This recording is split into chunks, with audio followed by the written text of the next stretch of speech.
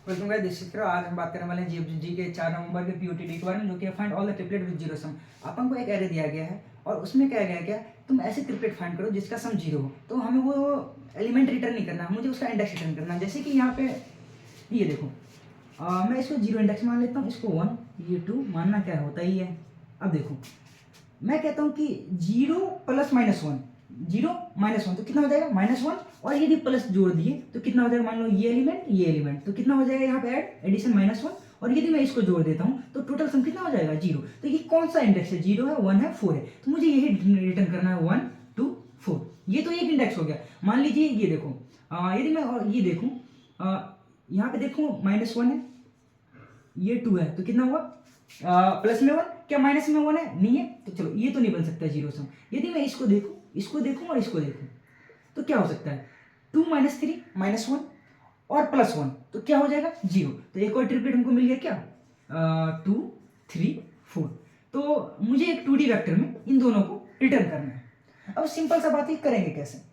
जाहिर सी बात है कि अब थोड़ा सा भी कोड किए होगा तो सीधा ब्रूट फोर्स दिमाग में आएगा, तो भाई ट्रिपल फॉर लूप लगा देते हैं। कैसे ट्रिपल फॉर लूप, एक मिनट दिखाता हूँ। टक टक टक, इसको मिटा देता हूँ थोड़ा। मैं क्या कर रहा हूँ, मैं इस पे आ रहा हूँ, मैं इस पे आ रहा हूँ, और इसके आगे सबके लिए चेक कर रहा हूँ। मान लीजिए एक फॉर लूप मैंने यहाँ से चलाया, दूसरा फॉर लूप यहाँ से चलाया, और तीसरा फॉर लूप मैं यहाँ से चलाऊंगा, और मैं देखूंगा क्या क्या इन तीनों का सम जीरो हो रहा है। यदि जीरो हो रहा है तो अपने वेक्टर में पुश कर दो आंसर में, यदि नहीं हो रहा है तो भाई आगे बढ़ो, यहाँ पे जाओ। यदि जीरो हो रहा है सम तो ठीक है, उसको वेक्टर में पुश कर दो, मतलब अपना जो आंसर बनाए हो उसमें पुश कर दो, नहीं तो फिर आगे बढ़ो। और फिर यहाँ पे आओ, यदि पुश हो रहा है तो, यदि सम जीरो हो रहा है तो पुश कर दो, नहीं तो आगे बढ़ो। अब आगे है नहीं कुछ तो फिर हम इसको आगे ले जाएंगे। अब फिर सेम इसके लिए चेक होगा, फिर इसके लिए चेक होगा, यहाँ पे नहीं मिला तो फिर इसके लिए चेक होगा, फिर यहाँ पे चेक होगा। और जब ये सारा चेक हो जाएगा तो फिर जीरो से मतलब इस जीरो के लिए जितना भी मिलना होगा जीरो से वो मिल जाएगा। तो फिर अब जीरो से बढ़ के हम आगे बढ़ जाएंगे। ठीक है, यदि मैं सिंपल कोड लिखूँ तो कैसे लिखेंगे। यदि तुम एक सम नाम का वेरिएबल का है, तुम्हें एक 2D वेक्टर रिटर्न करना है, तो मैं एक बना लेता हूँ वेक्टर इंटीजर, आंसर बना लिया। ठीक है, हाँ, तुम फॉर लूप को लास्ट एंड तक भी चला सकते हो, लेकिन वहां तक नीड नहीं है। मैं पहला फॉर लूप लिखता हूँ, for i = 0, i is less then, अभी एन के लिए मैं लिख देता हूँ i++। दूसरा फॉर लूप मैं चलाता हूँ j = i+1। i+1 क्या, मान लो यहाँ है तो फिर आगे से ही चेक करोगे ना, इससे इसी का सम थोड़ी निकालोगे। j इज लेस देन, मैं n कहता हूँ, मैं कहता हूँ j++। थोड़ा राइटिंग खराब है भाई, देख लियो। और फिर मैं अगला एक और फॉर लूप चला देता हूँ, k = j+1, क्योंकि i यहाँ पे j यहाँ पे, तो k को यहाँ से स्टार्ट करना पड़ेगा। k is less then k++। ठीक है, मैं कहता हूँ क्या, इफ यदि अपना जो एरे है of i plus array of जो j है प्लस जो एरे ऑफ अपना k है, यदि तीनों का सम = 0 आता है तो तुम क्या करो। मान लो मैंने क्या नाम दिया, आंसर, तो मैं कहता हूं कि आंसर वाला जो है, आंसर डॉट वेक्टर है तो पुश बैक करेंगे, पुश बैक। हमको पूरा वेक्टर को पुश करना है तो मैं कर्ली ब्रैकेट लगाऊंगा, और क्या है i j k, क्योंकि मुझे इंडेक्स पुश करना है, एलिमेंट नहीं पुश करना। एलिमेंट पुश करना रहता है तो मैं array of i, array of j, array of k कर देता। ठीक है, और डीलिंग यहाँ पे तुम ब्रैकेट लगाना मन है लगाओ, ना मन है मत लगाओ, आपकी श्रद्धा आपकी भक्ति। ठीक है, और ये जब फॉर लूप खत्म होगा तुम सिंपली रिटर्न कर दो क्या, आंसर। ठीक है, कोड रन कर जाएगा, कोई दिक्कत नहीं। लेकिन तुम्हें नहीं लगता कि मैंने यहाँ पे अंत तक क्यों चलाया भाई, मुझे ट्रिपलेट निकालना है।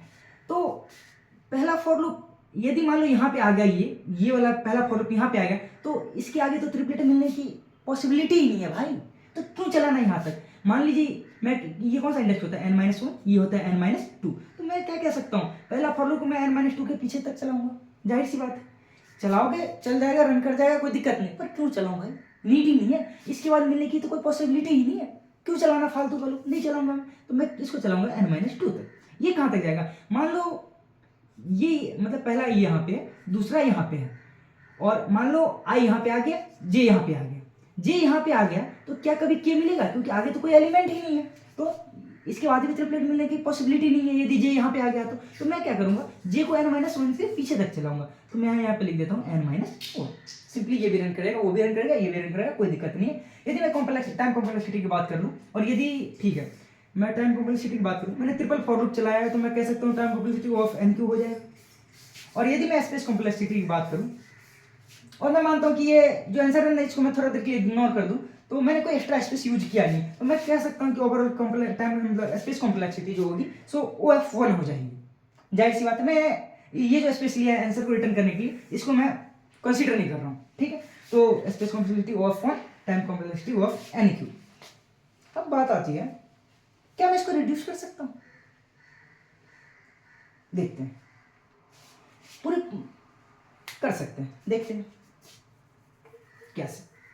अब देखो, ये मेथड 1 था, मेथड 2 देखते हैं।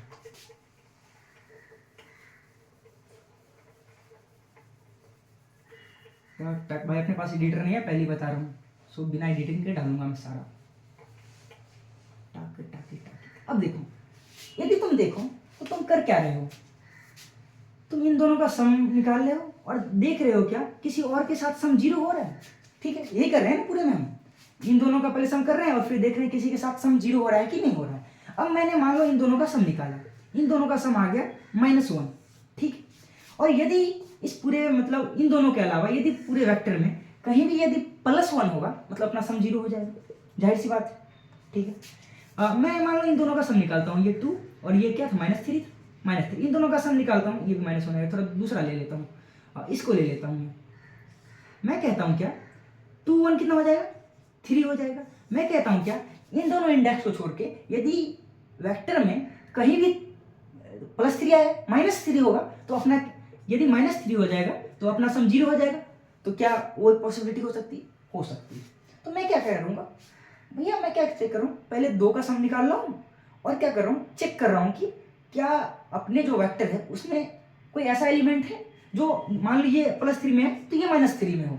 यदि हो मतलब अपना सम को 0 हो सकता है, मतलब वो एक आंसर हो सकता है। तो मैं क्या करता हूँ, सबसे पहले सबको ना एक मैप में स्टोर कर लेता हूँ, ठीक है। इसको थोड़ा अच्छे से लिख देता हूँ, ये -3 था, ये 1 था, ये पे 2 था, ये 1 था, ठीक। मैं क्या करता हूँ, ये सारा जो एलिमेंट है ना उसको एक मैप में स्टोर कर लेता हूँ। कर लेते हैं भाई, अनऑर्डर्ड मैप बना लेते हैं, टाइम कॉम्प्लेक्सिटी थोड़ी कम होती है। अनऑर्डर्ड मैप इंटीजर मैं वेक्टर इंट, हाँ। यदि तुम्हारे दिमाग में आ रहा हो कि भैया वेक्टर इंट क्यों, डायरेक्ट इंट क्यों नहीं, बताऊंगा। मैंने वेक्टर इंट बना लिया, अब रीजन जान ही लो भाई। यदि मान लो तुमने सिंपल लिख देता इंट कॉमा इंट, इस केस में तो ठीक है, चलो मान लो चल गया। मान लो यदि ऐसा वाला केस आ जाए 0 -1 1 -3 1। अब देखो इस केस में क्या हो रहा है, इन तीनों का सम 0 हो रहा है और इन तीनों के अलावा इसका भी सम 0 हो रहा है। तो यहाँ पे देखो ये जो डुप्लीकेट वाला है, इसका यदि मैं इंट लिखूंगा तब इसका जो इंडेक्स होगा वो स्टोर करने में थोड़ा दिक्कत होगा। डेट्स में मैंने वेक्टर लिया, इस वेक्टर के कारण क्या हो जाएगा, जितना भी 1 वाला इंडेक्स होगा, मान लो 1 इंडेक्स पहले कहाँ आ रहा है, 0 1 2 3 4, तो पहला 1 इंडेक्स कहाँ पे आ रहा है 2 पे, दूसरा इंडेक्स आ रहा है 4 पे। तो मैं क्या करूंगा, पहले इन दोनों का सम निकालूंगा, देखूंगा क्या आ गया -1। अब मैं पूरा वेक्टर में ढूंढूंगा कहीं पे +1 है, अरे हाँ ये तो मतलब दूसरे वाले इंडेक्स पे है, तो पहला आंसर क्या हो जाएगा 0 1 2, ठीक है। क्या इसके अलावा और भी कहीं पे 1 है, तो हाँ भाई है, कहाँ पे है, इस 4 वाले इंडेक्स पे, तो 0 1 4 भी आंसर हो जाएगा। दैट्स व्हाई मैंने वेक्टर इंट यूज किया। यदि इंट यूज करोगे तो एक का तो स्टोर कर दोगे, फिर दूसरा आएगा उसको कहाँ स्टोर करोगे, दिक्कत वाली बात है। डुप्लीकेट वाले केस में प्रॉब्लम हो जाएगी यदि इंट ले लिए तो, इसलिए मैंने वेक्टर लिया है, ताकि जितने भी डुप्लीकेट हो सबको एक वेक्टर बना के सबका इंडेक्स स्टोर कर दूंगा, हाँ भैया एक 0 पे है, एक 2 पे है, एक 3 पे सेम है, ठीक है, इसीलिए मैंने वेक्टर लिया है। चलो ठीक है भाई, डुप्लीकेट वाले केस के लिए। अब मैं क्या करता हूँ, ये जो है सबको वेक्टर में पुश कर, मतलब ये जो मैप बना है उसमें पुश कर देता हूँ। मैं कहता हूँ कि मैप ऑफ एरे, मतलब फॉर लूप चला देता हूँ, बिना ऐसे कैसे काम चलेगा। For int i equal to 0, i is less than, ये एरे का जो साइज है मैं मान लेता हूँ n है, यहाँ पे मैं बता देता हूँ n क्या है, एरे का साइज है ये एरे का अपना साइज है। ठीक, मैं कह देता हूँ कि आई प्लस प्लस, बहुत बढ़िया। मैं कहता हूँ कि map of array of I dot क्या कर दो, पुश बैक कर दो आई को।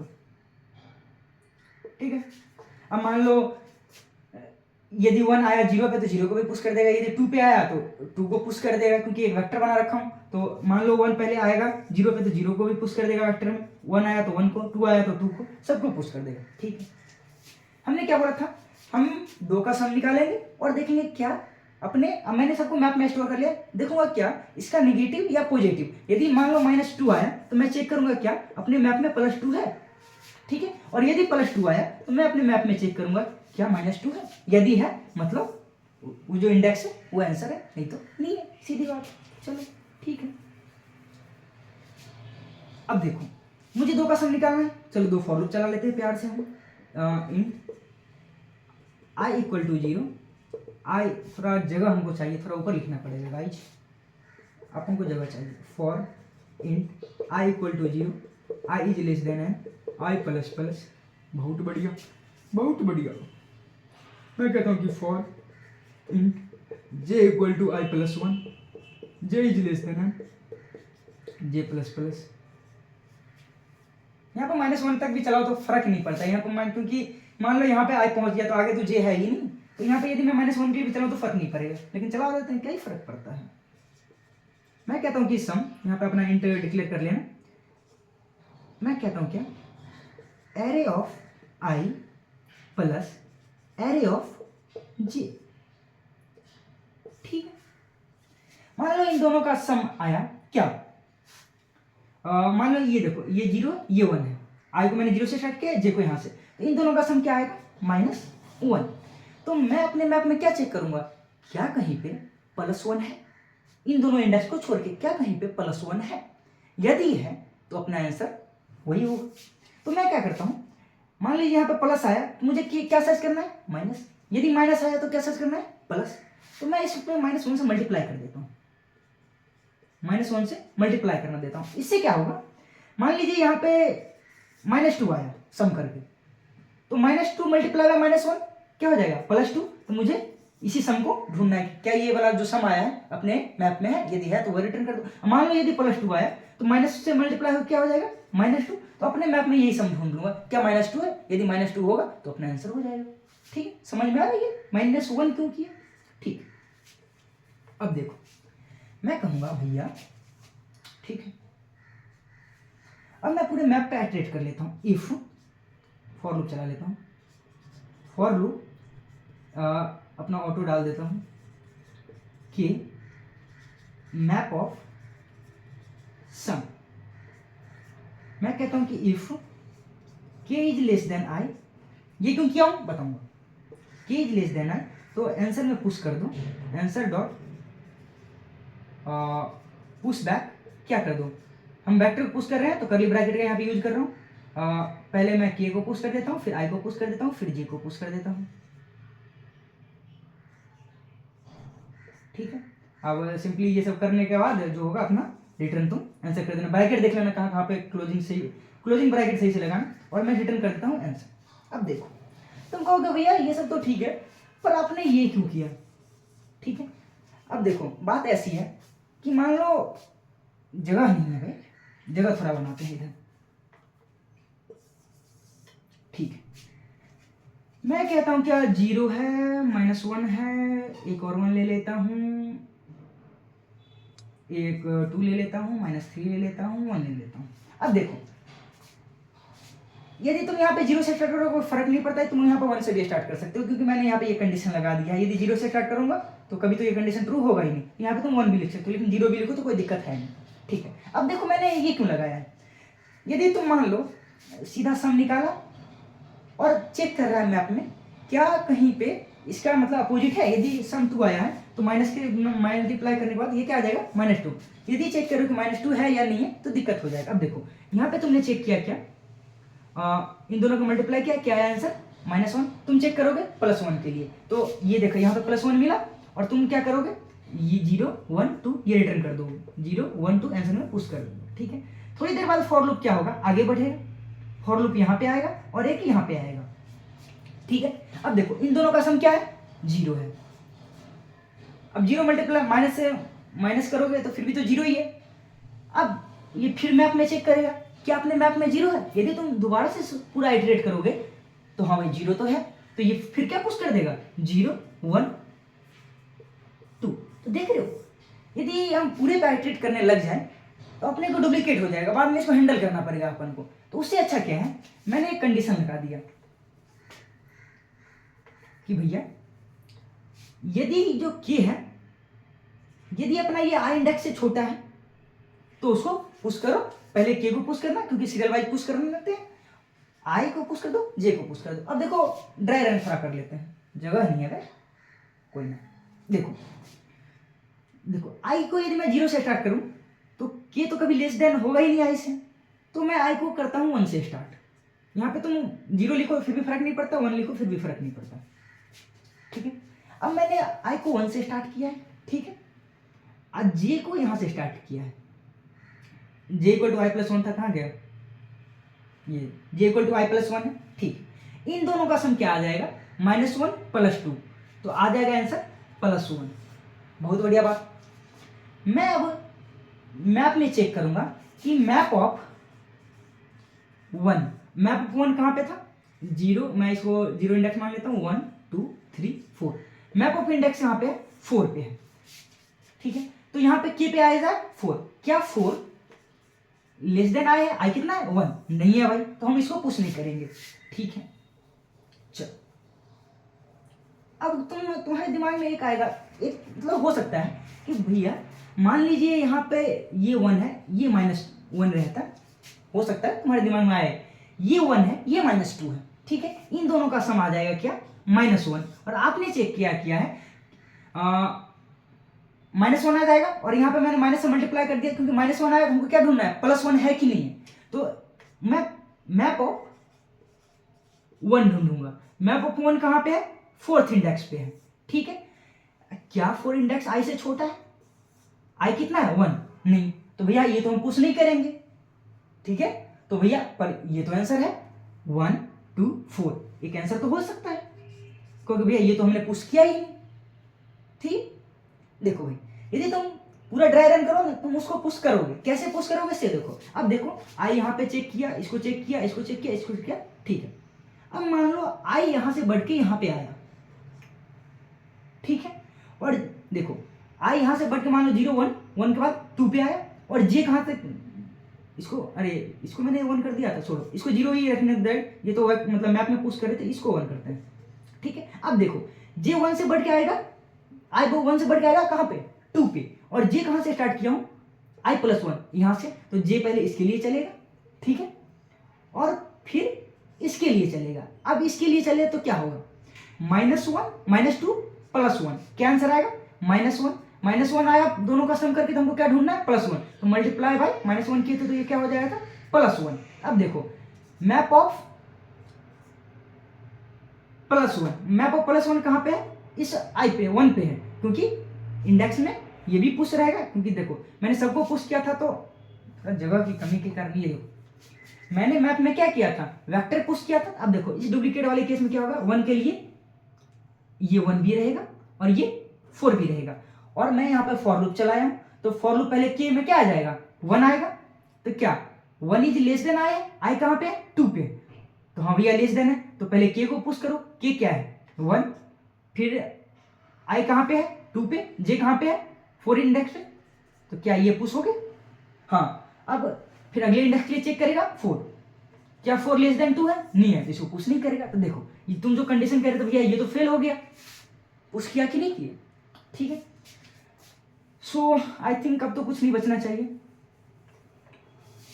दैट्स व्हाई मैंने यहाँ पे k equal to less than i लगाया है, ताकि मैं प्रीव्यू मतलब इन दोनों का सम करके इससे चेक कर लूँ, इन दोनों का सम करके फिर चेक कर लूँ, इन दोनों का सम करके इससे चेक कर लूँ, फिर आगे बढ़ूंगा, इन दोनों का सम करके चेक करूंगा, इन दोनों का सम करके चेक कर लूंगा, तो हमारे सारे कंडीशन हैंडल हो जाएंगे और सिंपली तुमको आंसर अपना आ जाएगा। अब बात करते हैं टाइम कॉम्प्लेक्सिटी की।